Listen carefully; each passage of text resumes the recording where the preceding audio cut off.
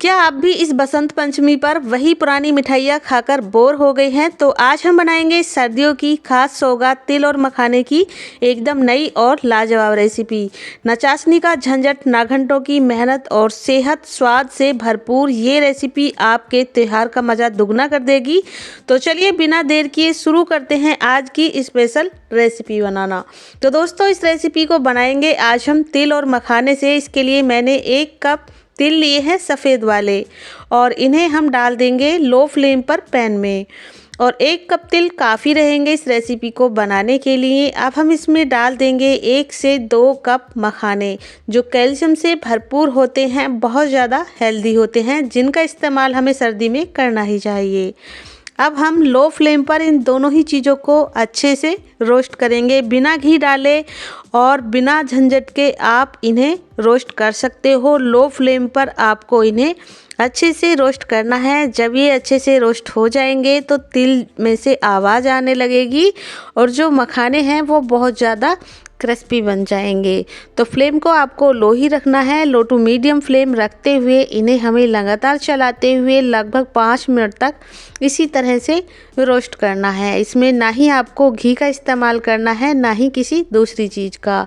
और दोनों ही चीज़ें काफ़ी ज़्यादा हेल्दी होती हैं हमारी हेल्थ के लिए, तो इन दोनों का इस्तेमाल तो आपको करना ही चाहिए। इस रेसिपी को दोस्तों आप एक बार बनाकर स्टोर भी कर सकते हो इस सर्दी के मौसम में, और बसंत पंचमी के दिन तो इसे आपको बनाना ही चाहिए। तो चलिए, अच्छे से रोस्ट हो चुके हैं, इन्हें एक बर्तन में निकाल लेंगे और इन्हें हम ठंडा होने देंगे। जितनी देर में ये ठंडे होते हैं उतनी देर में एक पैन में 1 से 2 चम्मच आपको देसी घी डाल देना है।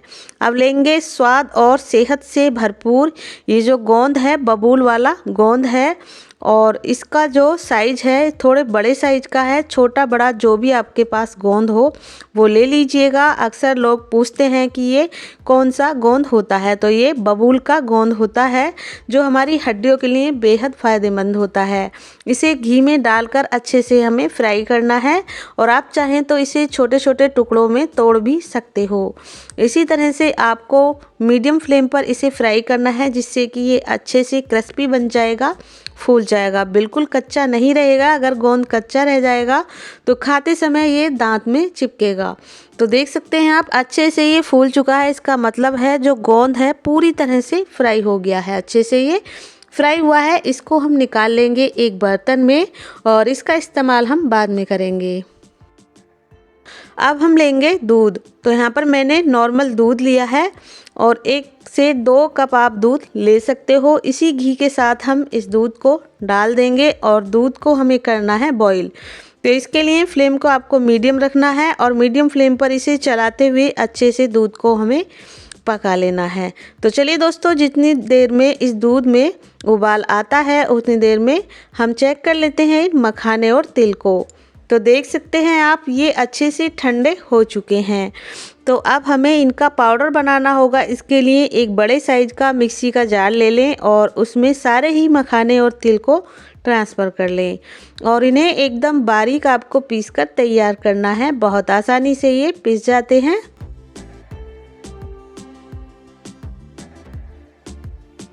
तो देखिए, ये अच्छे से पिस चुके हैं।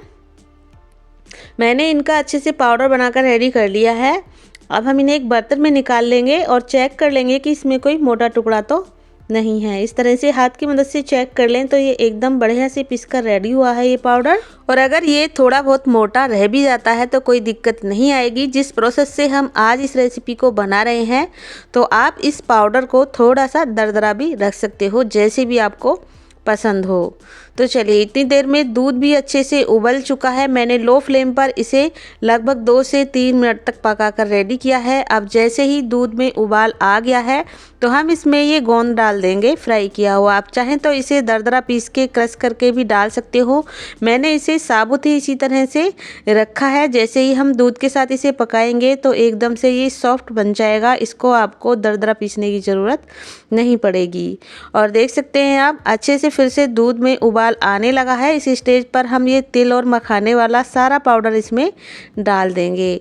बहुत ही आसानी से ये रेसिपी बन जाती है। इसे बनाने में कोई भी दिक्कत आपको नहीं आएगी। और इस रेसिपी को आप कहाँ से देख रहे हो कमेंट करके ज़रूर बताइएगा, जिससे कि मैं आपको थैंक यू बोल सकूं। और रेसिपी बनाने में आपको कोई भी दिक्कत आती है तो आप कमेंट करके पूछ भी सकते हो।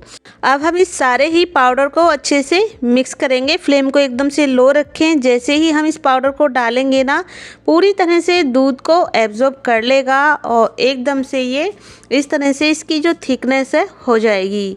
बहुत ही जल्दी ये रेसिपी बन जाती है। केवल 10 मिनट में इसे कोई भी बना सकता है। मैंने इसमें थोड़ा सा दूध और ऐड कर दिया है, जिससे कि हमने जो भी इसमें चीज़ें डाली हैं वो अच्छे से फूल जाएं, बिल्कुल भी कच्ची ना रहें, अच्छे से कुक हो जाएं।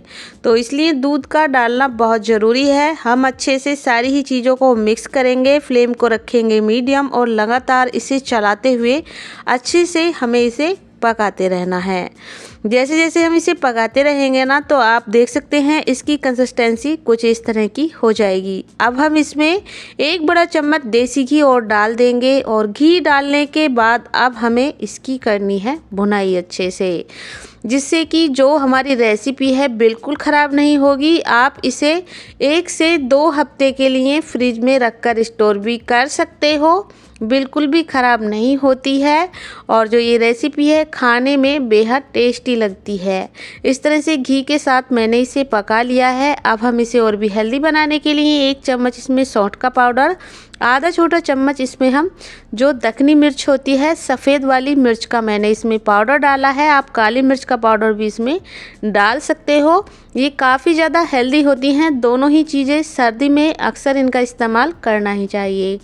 हम इन्हें अच्छे से लगातार चलाते हुए मिक्स करते हुए पकाएंगे इन सारी चीज़ों के साथ। और लास्ट में इसमें डाल देंगे 1 चम्मच फिर से घी। तो दोस्तों एक साथ हमें घी का इस्तेमाल नहीं करना है। 1-1 चम्मच करके थोड़ी थोड़ी देर में हमें इसमें ज़रूरत के हिसाब से घी डालते जाना है। जब हम थोड़ा थोड़ा करके इसमें घी डालेंगे और घी के साथ पकाएंगे ना, तो रेसिपी बेहद टेस्टी बनेगी और अच्छे से जो घी है इसके अंदर चला जाएगा, एब्जॉर्ब हो जाएगा। तो इसी तरह से लगातार मैंने 2 से 3 मिनट इसे और भून लिया है। अब इसमें हम एक जायफल को ग्रेट करके डालेंगे। यानी जो जायफल होता है काफ़ी ज़्यादा हेल्दी भी होता है, तो इसमें से आधा जायफल मैंने इसमें ग्रेट कर दिया है। इस तरह से आधा जायफल आपको लेना है। इसकी जगह आप इलायची का पाउडर भी डाल सकते हो इसमें। और मैंने यहाँ पर आधे जायफल को ग्रेट कर लिया है। इसको भी साथ में ही मिक्स कर लेंगे और अच्छे से पका लेंगे। तो जब ये पूरी तरह से पक जाएगा तो ये जो स्पैचुला है इस पे बिल्कुल भी टिकेगा नहीं और कढ़ाई को पूरी तरह से ये छोड़ देगा। देख सकते हैं पहले से काफ़ी ज़्यादा इसकी जो कंसिस्टेंसी है एकदम चेंज हो चुकी है। अगर हम इसे स्पैचुला से गिरा रहे हैं तो एकदम से ये गिर रहा है, बिल्कुल भी रुक नहीं रहा है। इसका मतलब है ये पूरी तरह से पक चुका है। 1-2 मिनट आपको इसी तरह से इसे और पका के रेडी कर लेना है, जिससे जो हमारी रेसिपी है बिल्कुल ख़राब नहीं होगी। अच्छे से ये अब पक चुकी है। इसमें एक शाइन सी आ रही है, चमक भी इसमें आ रही है। तो इसका मतलब है पूरी तरह से पक चुकी है। अब आपको क्या करना है, फ्लेम को लो कर देना है और इसमें हम डाल देंगे गुड़। तो यहाँ पर मैं गुड़ का इस्तेमाल कर रही हूँ इसे और भी ज़्यादा हेल्दी बनाने के लिए। जब पूरी तरह से ये रेसिपी पक जाए तो लास्ट में आपको आधा कप ग्रेट किया हुआ इसमें गुड़ डाल देना है मीठे के लिए, क्योंकि अभी हमने इसमें मीठे का इस्तेमाल तो किया ही नहीं है। तो चीनी डाल सकते हैं आप, अगर आपको गुड़ ना मिले। इसे और भी ज़्यादा हेल्दी बनाने के लिए गुड़ का ही इस्तेमाल करें। और गुड़ को एकदम छोटा छोटा कट करके इसमें डालकर अच्छे से मिक्स कर दें। और अगर आप मीठा ज़्यादा खाते हो तो इसमें आप गुड़ की मात्रा बढ़ा सकते हो। इसकी जगह आप मिश्री का इस्तेमाल कर सकते हो, खजूर का इस्तेमाल कर सकते हो या फिर खंड का इस्तेमाल भी किया जा सकता है। और देख सकते हैं इसकी जो कंसिस्टेंसी है कुछ इस तरह की हो गई है मिक्स करने के बाद। इस तरह से हमने इसे पकाकर तैयार किया है। अब इसे और भी ज़्यादा हेल्दी और टेस्टी बनाने के लिए इसमें मैं सूखे हुए नारियल को ग्रेट करके डाल रही हूँ। लगभग आधा कप ये सूखे हुए नारियल है।